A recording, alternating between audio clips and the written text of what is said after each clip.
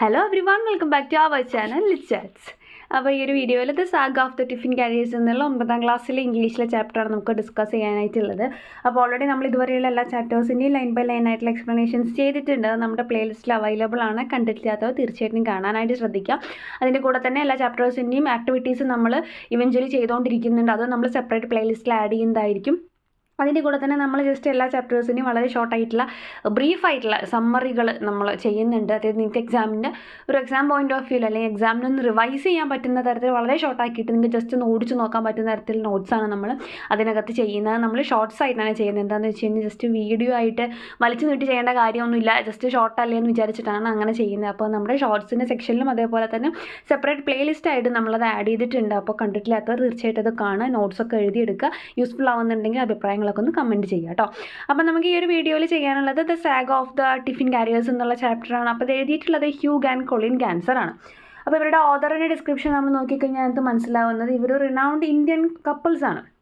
അതായത് ഇവർ എന്താ പറയുക, ദമ്പതിമാരാണ്. അപ്പോൾ ഇവർ ജസ്റ്റ് ഒരുപാട് സ്ഥലങ്ങളൊക്കെ ട്രാവൽ ചെയ്ത് നടക്കുന്ന ആളുകളാണ്. അവിടുത്തെ എക്സ്പീരിയൻസുകളെ കുറിച്ച് ഒരുപാട് ട്രാവൽ റൈറ്റിങ്സും കാര്യങ്ങളും എഴുതുന്നവരാണ്. ഫോട്ടോഗ്രാഫീസിലൊക്കെ ഒരുപാട് കാര്യങ്ങൾ ഷെയർ ചെയ്യുന്ന, മറ്റുള്ളവർക്ക് ഒരുപാട് ഇൻഫർമേഷൻസ് കൊടുക്കുന്ന ആളുകളാണ്. ടൂറിസത്തിലൊക്കെ ഇവരുടെ ഒരുപാട് കാര്യങ്ങളിലൊക്കെ സപ്പോർട്ട് കിട്ടിയിട്ടൊക്കെ ഉള്ളതാണ്. അപ്പോൾ ഒരുപാട് ഇൻഫർമേഷൻസ് മറ്റുള്ള സ്ഥലങ്ങളെക്കുറിച്ചും അവിടുത്തെ എക്സ്പീരിയൻസുകളെ കുറിച്ചൊക്കെ മറ്റുള്ളവരിലേക്ക് എത്തിക്കുന്ന ദമ്പതികളാണ് നമുക്ക് ഈ പഠിക്കാനുള്ള, അല്ലെങ്കിൽ നമ്മുടെ റൈറ്റേഴ്സ് ആയിട്ടുള്ള ഹ്യൂഗും കൊളിൻ ഗാൻസറും.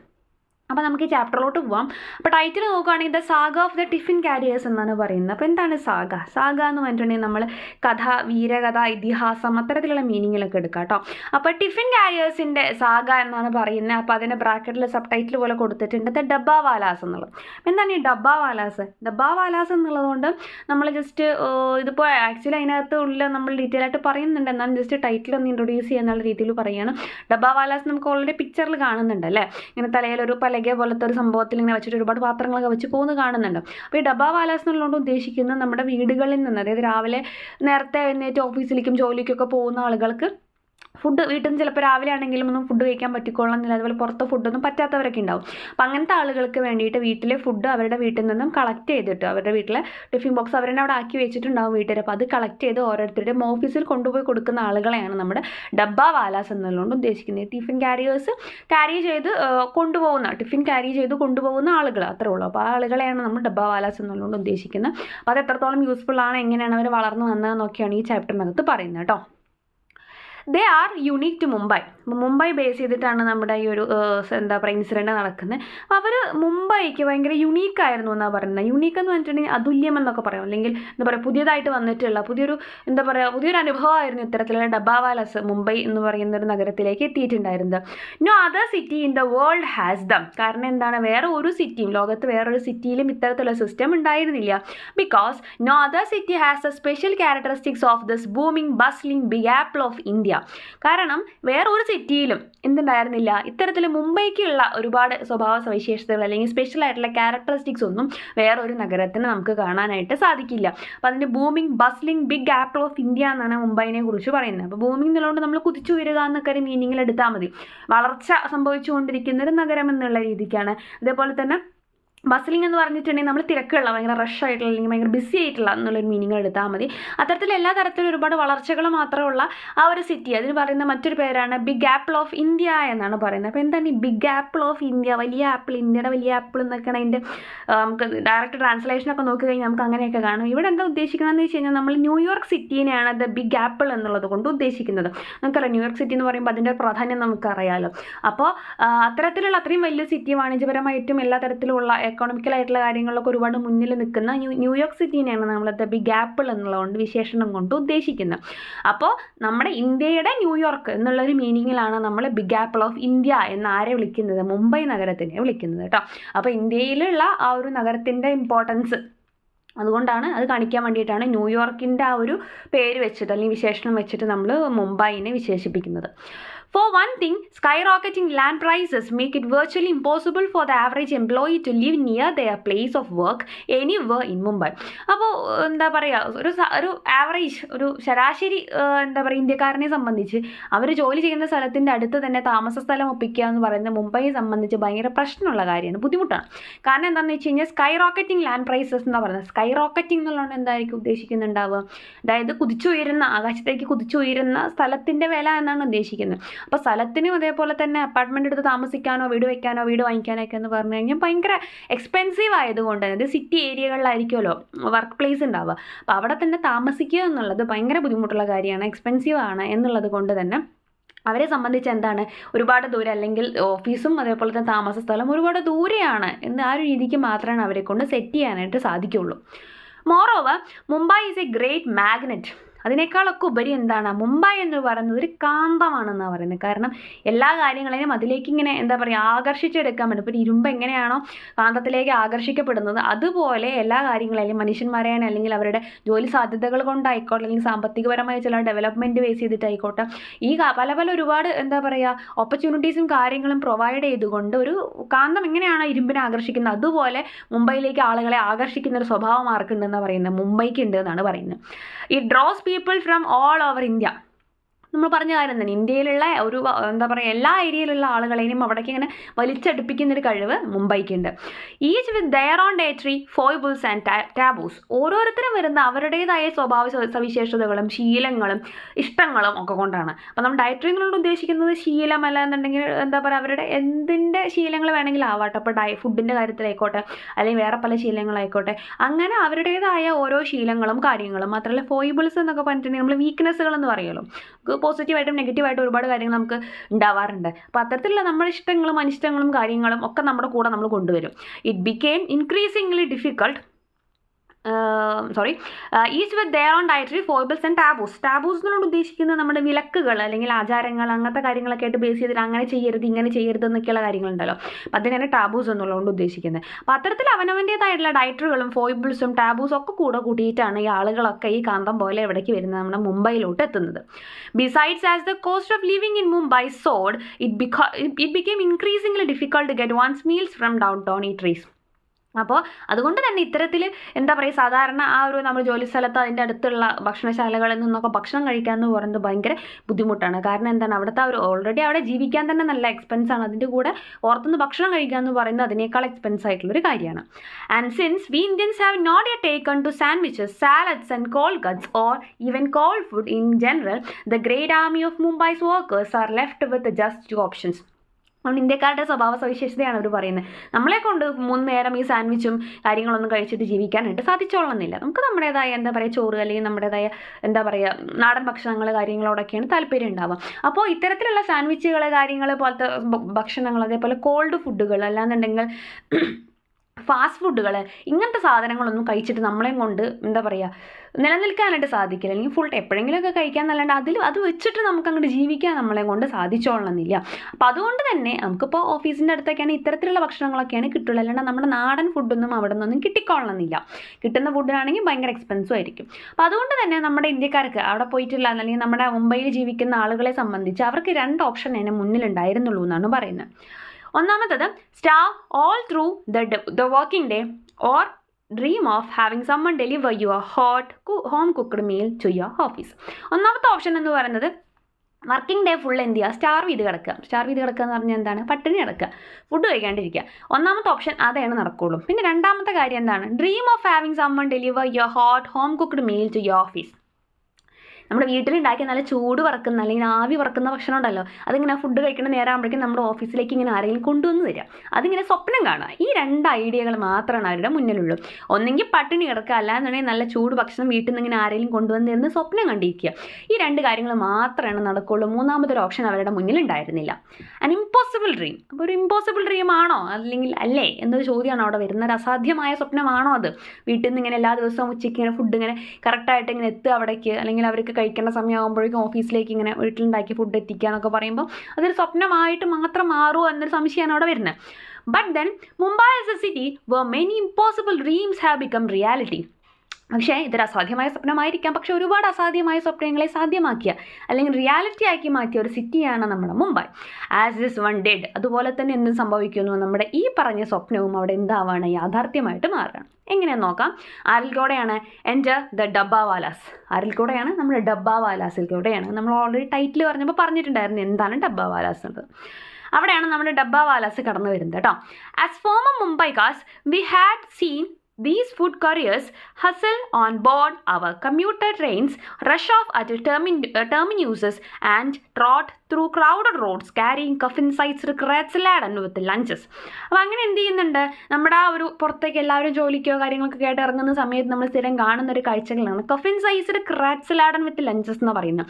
ലഞ്ചുകളുമായിട്ട് പോകുന്ന കഫിൻ സൈസ്ഡ് ആയിട്ടുള്ള ക്രാറ്റ്സ് ലാഡൻ എന്നുള്ള ഉദ്ദേശിക്കുന്നത്. കഫിൻ എന്ന് പറഞ്ഞിട്ടുണ്ടെങ്കിൽ എന്താണ്, നമ്മൾ ശവപ്പെട്ടി എന്നുള്ള മീനിങ് ആണ്.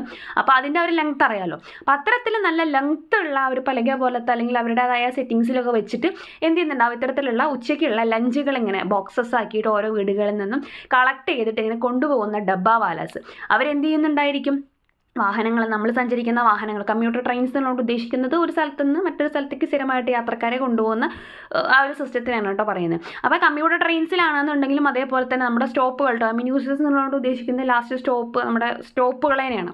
അപ്പോൾ ഓരോ സ്റ്റോപ്പുകളിൽ നിന്നും കയറുന്നതായിട്ട് അല്ലെങ്കിൽ ലാസ്റ്റ് സ്റ്റോപ്പിൽ ഇറങ്ങുന്നതായിട്ട്, അതേപോലെ തന്നെ കമ്മ്യൂട്ടർ ട്രെയിൻസിൽ യാത്ര ചെയ്യുന്നതായിട്ട് ഇത്തരത്തിലുള്ള ആളുകളെ നമുക്ക് കാണാനായിട്ട് സാധിക്കും. ട്രോട്ട് എന്ന് പറഞ്ഞിട്ട് റൺ ചെയ്യുക, അങ്ങോട്ടും ഇങ്ങോട്ടും ഓടുക. നമ്മൾ ഓൾറെഡി ജോലിക്ക് പോകുന്ന, പഠിക്കാൻ പോകുന്ന ആളുകളുണ്ടായിരിക്കും. അതിൻ്റെ ഇടയ്ക്കോട്ട് തിരക്കിയിട്ട് ആരും ഉണ്ടാവാറുണ്ട്. നമ്മുടെ ഡബ്ബാവാലാസം ഉച്ചയ്ക്കുള്ള ഈ ലഞ്ചുകളും ക്യാരി ചെയ്തുകൊണ്ട് ഓടുന്നത് നമുക്ക് കാണാനായിട്ട് സാധിക്കും. They were as much a part of the Mumbai scene as the black cabs with the yellow tops. എങ്ങനെയാണോ അവിടെ ബ്ലാക്ക് ക്യാബുകൾ കാണുന്നത്, അവിടുത്തെ ടാക്സികളും കാര്യങ്ങളും വാഹനങ്ങളും എങ്ങനെയാണോ അവിടെ എന്താ പറയുക സുലഭമായിട്ട് കാണുന്നത്, അതുപോലെ അത്രയും എന്താ പറയുക ഇഷ്ടം പോലെ കാണുന്ന ആളുകളാണ് എന്തെന്നാണ് പറയുന്നത്, നമ്മുടെ ഡബ്ബാവാലാസ്. അപ്പോൾ അത് അവിടുത്തെ മുംബൈയിലെ ആളുകൾക്ക് അതൊരു ശീലമായിട്ട് മാറിക്കഴിഞ്ഞു. In the year 1890, an old Parsi lady in the suburb of Dada spoke to Mahadu Yuhaji Bacha. അപ്പോൾ ഇതെങ്ങനെയാണ് ഈ ഒരു സംഭവം സ്റ്റാർട്ട് ചെയ്തത് എന്നാണ് പറയുന്നത്. അപ്പോൾ നമ്മളിത് ഗൂഗിളിൽ നോക്കിക്കഴിഞ്ഞ് കഴിഞ്ഞാൽ അദ്ദേഹത്തിൻ്റെ പേര് മഹാദേവ് ഹവാജി ബച്ച എന്നാണ് കാണുന്നത്. അപ്പോൾ നിങ്ങൾക്ക് ഏത് തരത്തിൽ വേണമെങ്കിൽ നിങ്ങൾക്ക് എഴുതാം, നമുക്ക് ടെക്സ്റ്റിൽ ഇങ്ങനെ പറഞ്ഞുകൊണ്ടെങ്കിൽ അങ്ങനെ തന്നെ എഴുതാം കേട്ടോ. അപ്പോൾ നമ്മൾ ജസ്റ്റ് ഗൂഗിളിൽ സെർച്ച് ചെയ്ത് നോക്കിയപ്പോൾ അങ്ങനെയാണ് കണ്ട് മഹാദേവ് ഹവാജി ബച്ച എന്നാണ് കണ്ടിട്ടുണ്ടായിരുന്നത്. അപ്പം എന്തായാലും രണ്ടും സെയിം ആൾ തന്നെയാണ്. അപ്പോൾ ഇത് തുടങ്ങിയത് ഒരു 1890s കാലഘട്ടത്തിലാണ്.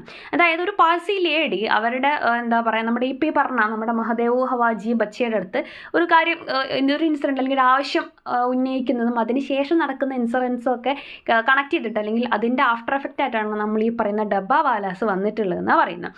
She wanted him to help her to get a tiffin carrier across to her husband who worked in the commercial heart of Mumbai as a city was called then.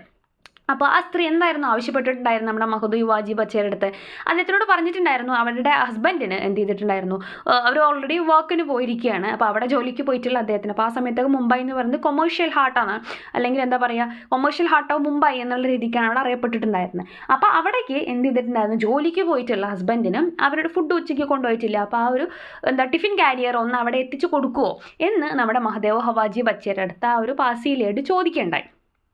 That was the start of the dabbawalas. അങ്ങനെയാണ് ഈ ഡബ്ബാവാലാസ് എന്നുള്ളൊരു concept അവിടെ എന്ത് ചെയ്യുന്നത്, start ചെയ്യുന്നത്.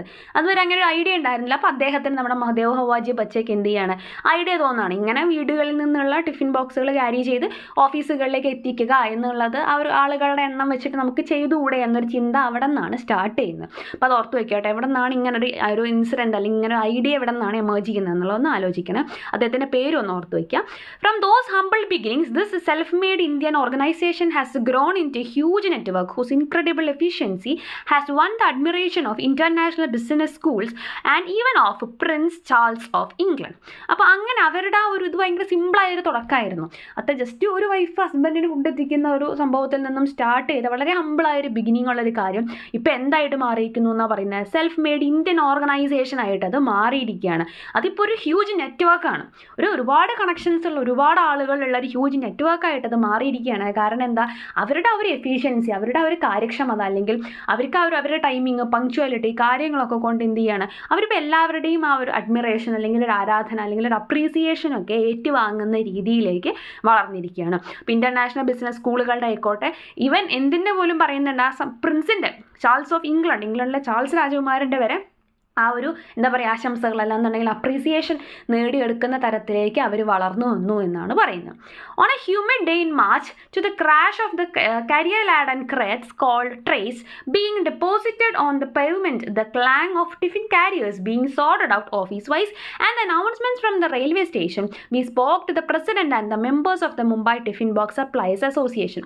അപ്പോൾ ഒരു ദിവസം നമ്മുടെ റൈറ്റേഴ്സ് രണ്ടുപേരും ഹസ്ബൻഡും വൈഫും കൂടിയിട്ട് എന്ത് ചെയ്യാണ്, ഈ എന്താ പറയുക ഫുഡ് ഡബ്ബാവാലാസിൻ്റെ അവരുടെ പ്രസിഡന്റും അതേപോലെ തന്നെ എന്ത് ചെയ്യണം അവിടുത്തെ മെമ്പേഴ്സ് ആയിട്ടുള്ള Mumbai tiffin box supplies association എന്നാണ് അത് അറിയപ്പെടുന്നത്. അപ്പോൾ അവിടുത്തെ മെമ്പേഴ്സും അതേപോലെ തന്നെ പ്രസിഡന്റുമായിട്ടുള്ള ആളുകളുടെ അടുത്തൊക്കെ എന്ത് ചെയ്യാണ്, ഇവർ ജസ്റ്റ് ഒന്ന് സംസാരിക്കുന്നതാണ് ഇനി അങ്ങോട്ട് പറയുന്നത്. അപ്പോൾ ഇത് സമയം പറയുന്നുണ്ട് അവർ, അതായത് ആ ഒരു റഷായിട്ട് എല്ലാ സമയത്തും, അതായത് ആ സമയത്ത് പാത്രങ്ങൾ അങ്ങോട്ടും ഇങ്ങോട്ടും എക്സ്ചേഞ്ച് ചെയ്യുന്നു, ഓരോ സ്ഥലത്തിലേക്ക് അങ്ങോട്ടും ഇങ്ങോട്ടും മാറ്റുന്നു, അല്ലെങ്കിൽ താഴെ വയ്ക്കുന്നു, അത്തരത്തിൽ ഒരുപാട് ആ ഒരു സൗണ്ടുകളെയാണ് ക്ലാങ് ഓഫ് ടിഫിൻ കാരിയേഴ്സ് എന്നുള്ളത് ഉദ്ദേശിക്കുന്നത് കേട്ടോ. അപ്പോൾ ആ ഒരു തിരക്ക് പിടിച്ചൊരു സമയമാണ്. അപ്പോൾ ആ ടിഫിൻ കാരിയേഴ്സ് അങ്ങോട്ടും ഇങ്ങോട്ടും എക്സ്ചേഞ്ച് ചെയ്യുന്നതിൻ്റെയും കാര്യങ്ങളുടെയൊക്കെ ശബ്ദങ്ങൾ കേൾക്കുന്നുണ്ട്. അതേപോലെ തന്നെ റെയിൽവേ സ്റ്റേഷനിൽ അനൗൺസ്മെൻറ്റുകൾ കേൾക്കുന്നുണ്ട്. അപ്പോൾ ഇതിൻ്റെയൊക്കെ ഇടയിൽ പോയിട്ടാണ് നമ്മുടെ റൈറ്റേഴ്സ് എന്ത് ചെയ്യുന്നത്, അവരുടെ പ്രസിഡൻറ്റിൻ്റെ അടുത്തും അവരുടെ മെമ്പേഴ്സിൻ്റെ അടുത്തും പോയിട്ട് സംസാരിക്കാനായിട്ട് പോകുന്നത്. പിന്നെ അവരുടെ കോൺവെർസേഷനാണ് നമുക്ക് കുറച്ച് പഠിക്കാനുള്ളത്. ടെക്സ്റ്റിൽ പറഞ്ഞിട്ടുള്ളത് how many dabbawalas are the today. അപ്പോൾ നമ്മുടെ റൈറ്റേഴ്സ് ചോദിക്കുകയാണ് എത്ര ഡബ്ബാവാലാസ് ഇന്നേക്കുണ്ട്, എത്ര ആളുകൾ ഇന്നുണ്ട് എന്നാണ് ചോദിക്കുന്നത് വർക്ക് ചെയ്യാൻ വേണ്ടിയിട്ട്. 3,500 ply in the western railway. ഇപ്പോൾ ഇവർ ജസ്റ്റ് ഓരോ റെയിൽവേയിലേക്കുമുള്ള സെപ്പറേറ്റ് കൗണ്ടാണ് കേട്ടോ അവർ പറഞ്ഞു കൊടുക്കുന്ന പ്രസിഡന്റ്. ഇപ്പോൾ പറയുന്നത് വെസ്റ്റേൺ റെയിൽവേയിലേക്ക് ഒരു 3,500 പേരുണ്ട്, 1,500 on the central railway. Central റെയിൽവേക്ക് ഒരു 1,500 വേറെ ഉണ്ട്. The station Churchgate is on the western railway. ഇപ്പോൾ വെസ്റ്റേൺ റെയിൽവേയിലെ ചർച്ച് ഗേറ്റ് ആണ് ഈ ഒരു station. We have 2 lakh customers and they are growing. നമുക്ക് മൊത്തം 2 ലക്ഷം കസ്റ്റമേഴ്സ് ഉണ്ട്, അതിപ്പോഴും വളർന്നുകൊണ്ടിരിക്കുകയാണ്. അപ്പോൾ അതിനനുസരിച്ച് അത്രയും ജോലിക്കാർ വർക്കേഴ്സ് ഡബ്ബാവാലാസ് നമുക്ക് ആവശ്യമുണ്ട്. Really in spite of fast food ഈറ്ററീസ്. അപ്പോൾ നമ്മുടെ റൈറ്റേഴ്സ് ചോദിക്കുകയാണ് ശരിക്കും ഇപ്പോഴത്തെ എന്താ പറയുക ഫാസ്റ്റ് ഫുഡല്ലേ എല്ലാവരും കഴിക്കുന്നത്, ആ ഒരു സമയത്ത് ഇപ്പോഴും ഇതിങ്ങനെ എന്താ പറയുക വളർന്നുകൊണ്ടിരിക്കുന്നു എന്ന് പറഞ്ഞാൽ സത്യമാണോ എന്നാണ് ചോദിക്കുക. അവർക്ക് അവിശ്വസനീയമായിട്ട് തോന്നുകയാണ്. You can live on fast food. അപ്പോൾ അവരുടെ പ്രസിഡന്റ് പറയണേ നമുക്കൊന്നും എന്തിനു സാധിക്കില്ല, ഫാസ്റ്റ് ഫുഡ് കഴിച്ച് ജീവിക്കാനൊന്നും സാധിക്കില്ല, എപ്പോഴെങ്കിലുമൊക്കെ കഴിക്കാം ഓക്കെ, പക്ഷേ അത് കഴിച്ച് ജീവിക്കാനൊന്നും പറയണത് നടക്കാത്ത കാര്യമാണ്. What time do you pick up the food. അപ്പോൾ അവർ നമ്മുടെ റൈറ്റേഴ്സ് ചോദിക്കുകയാണ് എപ്പോഴാണ് നിങ്ങൾ രാവിലെ ഫുഡ് കളക്ട് ചെയ്യാനായിട്ട് പോവുക. The earliest is that 8 in the morning. അപ്പോൾ രാവിലെ ഒരു 8 മണിയൊക്കെയാണ് അവർ നേരത്തെ ആ ഒരു സമയമാണ് നമ്മൾ ഉദ്ദേശിക്കുന്നത്. Food is not ready we leave but we give that customer 1 more chance. അപ്പോൾ ഒരു സമയം ഒരു ദിവസം അതായത് നമ്മൾ ഫുഡ് കളക്ട് ചെയ്യാൻ വരുന്ന എന്നും ഒരേ ടൈം ഉണ്ടല്ലോ, ആ ടൈമിന് ഇപ്പോൾ ഒരു ദിവസം ചെന്നു, അപ്പോൾ ബൈ ചാൻസ് അവർക്ക് ആ ഫുഡ് എന്താ പറയുക വീട്ടുകാർക്ക് പ്രിപ്പയർ ചെയ്ത് വെക്കാനുള്ള ടൈം കിട്ടിയിട്ടില്ല, അല്ലെങ്കിൽ അവരെ ചെയ്തിട്ടില്ല എന്ന് വിചാരിക്കുക. അപ്പോൾ എന്ത് ചെയ്യുക, അന്നത്തെ ദിവസം അവർ പോകും, കുഴപ്പമില്ല എന്നുള്ള രീതിക്ക് അവരത് ഒഴിവാക്കി വിടും, സാരമില്ല എന്നുള്ള രീതിക്ക് അവർ തിരിച്ചു. പക്ഷേ അവർ വെയിറ്റ് ചെയ്ത് നിൽക്കാൻ പറ്റില്ലല്ലോ, കാരണം വേറെയും കസ്റ്റമേഴ്സ് ഉണ്ട്. അപ്പോൾ അവരവിടെ നിന്ന് പോകും. പക്ഷേ എന്ത് ചെയ്യും, ഒരു ചാൻസ് കൂടെ നമ്മൾ ഈ കസ്റ്റമർക്ക് കൊടുക്കും. എന്തിനാണ്, the next time it is delayed we remove them from our list. അടുത്ത തവണയും ഇതുപോലെ ഇവർ ലേറ്റ് ആക്കുകയാണെങ്കിൽ എന്ത് ചെയ്യും, ഇവരെ ആ ലിസ്റ്റിൽ നിന്ന് അവർ റിമൂവ് ചെയ്യും. പിന്നെ ഇവരുടെ ഫുഡ് കളക്ട് ചെയ്യാനായിട്ട് ഇവർ പോവില്ല. കാരണം അവർക്ക് പങ്ക്ച്വാലിറ്റി എത്ര ഇമ്പോർട്ടൻ്റ് ആണ്. ഇവർക്ക് വേണ്ടി നമുക്ക് ഒരിക്കലും വെയിറ്റ് ചെയ്യാൻ പറ്റില്ല, കാരണം മറ്റുള്ളവർക്ക് അവിടെ അപ്പം നമ്മൾ ലേറ്റ് ആവും. അപ്പോൾ അതുകൊണ്ട് അവർ 2 വട്ടമൊക്കെ അവർ ഇതേപോലെ ഫുഡ് കിട്ടാനൊക്കെ വൈകി കഴിഞ്ഞ് കഴിഞ്ഞാൽ ഇവർ പിന്നെ അത് കളക്ട് ചെയ്യാനായിട്ട് പോവില്ല എന്നാണ് പറയുന്നത്. We deliver to the office by 1 PM sharp or earlier. അങ്ങനെ നമ്മൾ എന്ത് ചെയ്യും, രാവിലെ കളക്ട് ചെയ്യുന്ന ഈ ഫുഡ് ഉച്ചയാകുമ്പോഴേക്കും കറക്റ്റായിട്ട് നമ്മൾ എന്ത് ചെയ്യും, ഓഫീസിലേക്ക് എത്തിച്ചിട്ടുണ്ടായിരിക്കും. We collect by 2 PM. അങ്ങനെ നമ്മൾ എന്ത് ചെയ്യുന്നുണ്ട്, ആ ഒരു ഉച്ചയ്ക്ക് ഫുഡ് എത്തിച്ച് അവർ കഴിച്ച് ആ പാത്രം എന്ത് ചെയ്യും, തിരിച്ച് അവർ കളക്ട് ചെയ്യണമല്ലോ, കാലിയാക്കിയ പാത്രം തിരിച്ച് കളക്ട് ചെയ്യാൻ അവർ 2 മണിയാകുമ്പോൾ വീണ്ടും ചെല്ലും. If late we leave. അപ്പോൾ അത് നമുക്ക് കിട്ടിയില്ല എന്നുണ്ടെങ്കിൽ നമ്മൾ എന്ത് ചെയ്യും, നമ്മൾ അവിടെ നിന്ന് പോകും. ഇതേപോലെ തന്നെ എഗെയിൻ ഓൺലി 1 more chance. അവർക്കും ഈ ഓഫീസിലുള്ള ആൾക്കും എന്ത് ചെയ്യും, ഒരു ചാൻസ് കൂടെ നമ്മൾ കൊടുക്കും. We deliver empty tiffin boxes to customers by 5:30 in the evening latest. അപ്പോൾ അങ്ങനെ ഒരു തവണയും കൂടി ഇവർ ഈ പറയുന്ന പോലെ ഫുഡ് കഴിച്ച് കാലിപ്പാത്രം തിരിച്ചു കൊടുക്കാൻ വേണ്ടിയിട്ട് വൈകിട്ടുണ്ടെങ്കിൽ അവരെയും ആ ലിസ്റ്റിൽ നിന്ന് ഒഴിവാക്കും. മാത്രമല്ല ഇവരെന്ത് ചെയ്യും, സാധാരണ ഇവർ കാലിപ്പാത്രം ആ ഒരു ഫുഡ് കഴിച്ച ഓഫീസിൽ നിന്ന് ഫുഡ് കഴിച്ച പാത്രം തിരിച്ച് നമ്മൾ വീട്ടിൽ കൊണ്ടുവന്ന് കൊടുക്കുന്നത് 5:30 മണിക്കാണ്. അപ്പോൾ അതുകൊണ്ട് വൈകുന്നേരം 5:30 ആകുമ്പോൾ തിരിച്ച് വീട്ടിലോട്ടും കൊണ്ടുവന്ന് എത്തിക്കാറുണ്ട്. We charge about ₹500 per customer every month. ഓരോ മാസവും ഒരു കസ്റ്റമറിൽ നിന്നും 500 രൂപയാണ് വാങ്ങിക്കുന്നത്. Another member chimed in, I collect tiffin carriers from 20 flats in Andheri that's so far away. അപ്പോൾ ഒരു കസ്റ്റമർ അതിൻ്റെ ഇടയിൽ കൂടെ പറയുകയാണ്, ഞാൻ അന്തേരിയിൽ 20 ഫ്ലാറ്റിൽ നിന്നൊക്കെയാണ് ഫുഡ് കളക്ട് ചെയ്യുന്നത്. How many fit into a tray. അപ്പോൾ നമ്മുടെ റൈറ്റേഴ്സ് ചോദിക്കണം എത്ര പാത്രങ്ങൾ വരെ ടിഫിൻ ബോക്സ് വരെ ഒരു ട്രേയിൽ കൊള്ളും എന്ന് ചോദിക്കുകയാണ്. 40 to 45. ഒരു 40 to 45 എണ്ണം നമുക്ക് കൊണ്ടുവരാൻ പറ്റും. A laden tray weighs 85 to 100 kilos. അപ്പോൾ ആ ഒരു ട്രേ എത്ര വെയിറ്റ് ഉണ്ടായിരിക്കും, ഒരു 85 കിലോ മുതൽ 100 കിലോ വരെ വെയിറ്റ് ഉള്ളതാണ് ഇവരിങ്ങനെ കൊണ്ടുപോകുന്നത്. And there are 5 changing points where we offload the trays from the train, change them into other trays and then change them again. അപ്പോൾ നമ്മൾ മൊത്തത്തിൽ ഒരു 5 ചേഞ്ചിങ് പോയിന്റ്സ് അവർക്കുണ്ട്. അതായത് ഒരുപാട് ദൂരെയുള്ള സ്ഥലങ്ങളിലായിരിക്കട്ടെ ഓഫീസ്. അപ്പോൾ ട്രെയിനിൽ വെച്ച് പല പല ട്രെയിനുകൾ മാറിക്കയറേണ്ടി വരും, പല പല സ്റ്റോപ്പുകൾ മാറിക്കയറേണ്ടി വരും. അപ്പോൾ എന്ത് ചെയ്യും, നമ്മൾ ട്രേകൾ അങ്ങോട്ടും ഇങ്ങോട്ടും എക്സ്ചേഞ്ച് ചെയ്യും. ലക്ഷ്യസ്ഥാനം അനുസരിച്ചിട്ട് എന്ത് ചെയ്യും, എക്സ്ചേഞ്ച് ചെയ്യും. കാരണം ഒരേ സ്ഥലത്തേക്കുള്ളതൊക്കെ ഒരേ ട്രേയിലേക്കാക്കി ഒരേ ആൾ കൊണ്ടുപോകുന്ന രീതിയിൽ നമ്മൾ അതിനെ റീഅറേഞ്ച് ചെയ്യും. It has all to be done very fast, very accurately. വളരെ സ്പീഡിൽ വളരെ പെർഫെക്റ്റ് ആയിട്ട് ചെയ്യണം. കാരണം ട്രെയിനും കാര്യങ്ങളൊക്കെയാണ്, നമുക്ക് വേണ്ടി വെയിറ്റ് ചെയ്ത് നിൽക്കത്തില്ല. അതേപോലത്തെ എന്ത് ചെയ്യാൻ പാടില്ല, പാത്രങ്ങൾ മാറാൻ പാടില്ല. അങ്ങനെയൊക്കെ ഒരുപാട് കാര്യങ്ങളുണ്ട്. അപ്പോൾ ചിലപ്പോൾ ഒരു ഫ്ലാറ്റിൽ നിന്ന് നമ്മൾ 8 or 10 സാധനങ്ങൾ കളക്ട് ചെയ്യുന്നു. അത് ഒരാൾക്ക് കളക്ട് ചെയ്യാം, പക്ഷേ അത് ഒരാൾക്ക് എത്തിക്കാൻ പറ്റില്ല. കാരണം അവർ 8 or 10 സ്ഥലങ്ങളിലായിരിക്കും. അപ്പോൾ 8 or 10 സ്ഥലങ്ങളിലേക്ക് എന്ത് ചെയ്യണം, ഇതിനെ സെപ്പറേറ്റ് ആയിട്ട് സെഗ്രിഗേറ്റ് ചെയ്തിട്ട് വേണം നമുക്ക് കൊടുക്കാനായിട്ട്. അപ്പോൾ അതാണ് ഇവിടെ ഉദ്ദേശിക്കുന്നത്. How do you know which tiffin carrier goes into which tray? അപ്പോൾ എങ്ങനെയാണ് നിങ്ങൾക്ക് അറിയാം ഏത് ട്രേയിലേക്ക് ഏത് കാരിയറാണ് കൊണ്ടുപോകാൻ, എങ്ങനെ നിങ്ങൾക്ക് തിരിച്ചറിയാമെന്നാണ് ചോദിക്കണം. We have alphanumerical markings on every tiffin carrier indicating the location of the flat, the changing points, the delivery points, the dabawalas involved. അപ്പോൾ നമുക്ക് ഓരോ പാത്രത്തിനും നമ്മളൊരു ആൽഫാന്യൂമറിക്കൽ മാർക്കിംഗ്, അതായത് ലെറ്റേഴ്സൊക്കെ വെച്ചിട്ട് നമ്മളൊരു മാർക്കിംഗ് കൊടുക്കുന്നുണ്ട്. ആ മാർക്കിംഗ് കണ്ടാൽ നമുക്ക് എന്ത് മനസ്സിലാവും, ഏത് ഫ്ലാറ്റിൽ നിന്നാണ് എടുത്തിട്ടുള്ളത്, എവിടേക്കാണ് നമ്മൾ കൊണ്ടുപോകുന്നത്, ഏതൊക്കെ ഡബ്ബാവാലാസ് കൂടെയാണ് ഇത് കൈമാറി എക്സ്ചേഞ്ച് ചെയ്ത് പോകുന്നത് എന്നൊക്കെ ആ ഒരു ആൽഫാന്യൂമറിക്കൽ മാർക്കിംഗ് കണ്ടിട്ടുണ്ടെങ്കിൽ നമുക്ക് മനസ്സിലാക്കാനായിട്ട് ഒരു കോഡ് ഭാഷയാണ് അവരുടെ. Who worked out this system for you? അപ്പോൾ നമ്മുടെ റൈറ്റേഴ്സ് ചോദിക്കുന്നത്, ആരാണ് ഇങ്ങനെ ഒരു സിസ്റ്റം നിങ്ങൾക്ക് പഠിപ്പിച്ച് തന്നത്? We did. Can your MPs do it? അപ്പോൾ അവർ പ്രസിഡന്റ് പറയുകയാണ്, ഞങ്ങൾ ചെയ്തു. നിങ്ങളുടെ MBA-കാരെ കൊണ്ട് ഇങ്ങനെ ഒരു ഐഡിയ കൊണ്ടുവരാനായിട്ട് പറ്റും? Never. In fact they have often asked us to explain it to them. അവരെ കൊണ്ടൊന്നും ഒരിക്കലും സാധിക്കും, MBA പഠിച്ചവർക്ക് പോലും സാധിക്കില്ല. പക്ഷേ ഞങ്ങളാണ് ഇതിങ്ങനെ സംഭവം കൊണ്ടുവന്നിട്ടുള്ളത്. അവരാണ് ഇങ്ങോട്ട് വന്ന് MBA-കാരടക്കം ഞങ്ങളോട് ഇങ്ങോട്ടൊന്ന് ചോദിക്കാറുണ്ട് എന്താണ് ഇതിൻ്റെ പിന്നിലുള്ള ഒരു ഐഡിയ എന്നുള്ളത്. Even Prince Charles did. മാത്രമല്ല ആര് പോലും ചെയ്തിട്ടുണ്ട്, പ്രിൻസ് ചാൾസ് വരെ, ചാൾസ് രാജകുമാരൻ വരെ ഒരു വട്ടം ഞങ്ങളടുത്ത് ചോദിച്ചിട്ടുണ്ട് ഇതിൻ്റെ പിന്നിലുള്ള ഒരു ഐഡിയയെക്കുറിച്ച്. We send him a present for his wedding and we have a letter from him to prove it. അപ്പോൾ ഞങ്ങൾ എന്ത് ചെയ്തിട്ടുണ്ടായിരുന്നു, അദ്ദേഹത്തിൻ്റെ വെഡിങ്ങിന് പ്രസന്റും കാര്യങ്ങളൊക്കെ കൊടുത്തിട്ടുണ്ടായിരുന്നു. അതുകൊണ്ട് തന്നെ ഞങ്ങളും അവരും തമ്മിലൊരു ബന്ധം പ്രൂവ് ചെയ്യാൻ വേണ്ടി ഞങ്ങളുടെ അടുത്ത് അദ്ദേഹം അയച്ചിട്ടുള്ള ലെറ്റർ വരെ ഞങ്ങളുടെ കയ്യിലുണ്ട് എന്നാണ് പറയുന്നത്. അവർ സിസ്റ്റം ഇസ് ഫ്ലോലെസ്. അവർ ഭയങ്കര കോൺഫിഡൻ്റ് ആയിട്ടാണ് പറയുന്നത്. ഞങ്ങളുടെ സിസ്റ്റം എന്ന് പറയുന്നത് തെറ്റുകുറ്റങ്ങളൊന്നും ഇല്ലാത്ത, എല്ലാ പ്രശ്നവും യാതൊരു തരത്തിലുള്ള മിസ്റ്റേക്കും ഇല്ലാത്രയും പെർഫെക്റ്റ് ആയിട്ട് പോകുന്ന ഒരു സിസ്റ്റമാണ്. How old is the oldest dabbawala? അപ്പോൾ നമ്മുടെ റൈറ്റർ ചോദിക്കുകയാണ്, നമ്മുടെ ഏറ്റവും ആദ്യത്തെ ഡബ്ബാവാലയ്ക്ക് എത്ര പ്രായമായിട്ടുണ്ടാവും? ഇപ്പോൾ that's Bhikaiji. His 74 years old and he's been working for 50 years. The youngest is 21. അപ്പോൾ അത് ബിക്കാജി ആയിരുന്നു. അപ്പോൾ അദ്ദേഹത്തിന് ഇപ്പോൾ 74 വയസ്സായിട്ടുണ്ട്. 50 വർഷമായിട്ട് അദ്ദേഹം ഇവിടെ വർക്ക് ചെയ്യുന്നുണ്ട്. നമ്മുടെ ഗ്രൂപ്പിൽ ഏറ്റവും പ്രായം കുറഞ്ഞ ആൾക്ക് 21 വയസ്സുമാണ്. We watched fascinated as the trays arrived and were sorted out into hand-drawn cards, cycles, and even festooned like multiple garlands around the necks and shoulders of delivery dabbawalas. അപ്പോൾ ഇങ്ങനെ നമുക്ക് അത്ഭുതം തോന്നണം. അവരുടെ പാത്രങ്ങൾ എക്സ്ചേഞ്ച് ചെയ്യുന്നതിൻ്റെ സ്പീഡ് കാണുമ്പോൾ ചിലത് ട്രെയിനിലേക്കായിരിക്കും, ചിലത് കാർഡ്സിലേക്കായിരിക്കും, ചിലത് സൈക്കിളിലായിരിക്കും കൊണ്ടുപോകുന്നത്, ചിലത് എന്താ കഴുത്തിൽ ഇങ്ങനെ തൂക്കിയിട്ട് പാത്രങ്ങളായിട്ട് അങ്ങനെയായിരിക്കും കൊണ്ടുപോകുന്നത്. അപ്പോൾ ഓരോന്നും അവർ ലക്ഷ്യസ്ഥാനം ഏതാണോ അല്ലെങ്കിൽ ഏത് ഡബ്ബാവാലയുടെ കയ്യിലേക്കാണോ എത്തേണ്ടതെന്നനുസരിച്ചിട്ട് അവർ എക്സ്ചേഞ്ച് ചെയ്യുന്നതിൻ്റെ ഒരു കൃത്യത കണ്ടിട്ട് നമുക്ക് അത്ഭുതം തോന്നുകയാണ് എന്നാണ് പറയുന്നത്. We learned that all dabbawalas are put through rigorous training because they have to deal courteously with customers and so cannot be uncouth or drunk. അപ്പോൾ ഓരോ എക്സ്ചേഞ്ചിങ്ങും വളരെ കറക്റ്റായിട്ട് അല്ലെങ്കിൽ വളരെ സ്ട്രിക്റ്റ് ആയിട്ടാണ് അവർ നോക്കുന്നത്. അവിടെ നമുക്ക് വേറെ വെള്ളമടിച്ചിട്ടോ അങ്ങനത്തെ കാര്യങ്ങളൊന്നും ചെയ്തിട്ട് നമുക്ക് അവിടെ ചെല്ലാൻ അല്ലെങ്കിൽ ഭയങ്കര സിമ്പിളായിട്ട് കാര്യങ്ങൾ ഡീൽ ചെയ്യാനൊന്നും പറ്റില്ല. നമ്മൾ കറക്റ്റായിട്ട് പെർഫെക്റ്റ് ആയിട്ട് ഓരോ കാര്യങ്ങളും ചെയ്യുക തന്നെ വേണം. അതിൽ നമുക്കൊരു കള്ളത്തരോ അല്ലെങ്കിൽ ഒരു മോശം സ്വഭാവങ്ങളും നമുക്ക് അവിടെ കൊണ്ടുപോകാനായിട്ട് സാധിക്കില്ല. Moreover, if they forget to wear they are distinguishing white caps, they are initially fined for the first offence and then removed from the association if it should happen again. മാത്രമല്ല എന്താണ് നമ്മൾ ഇത്തരത്തെ ദുശീലങ്ങൾ പാടില്ല അങ്ങനത്തെയൊക്കെ നിയമങ്ങളിൽ മാത്രമല്ല അവർക്കൊരു വൈറ്റ് ക്യാപ്പ് ഉണ്ട്, അവരുടെ ഒരു ഐഡൻറ്റിറ്റിയാണത്.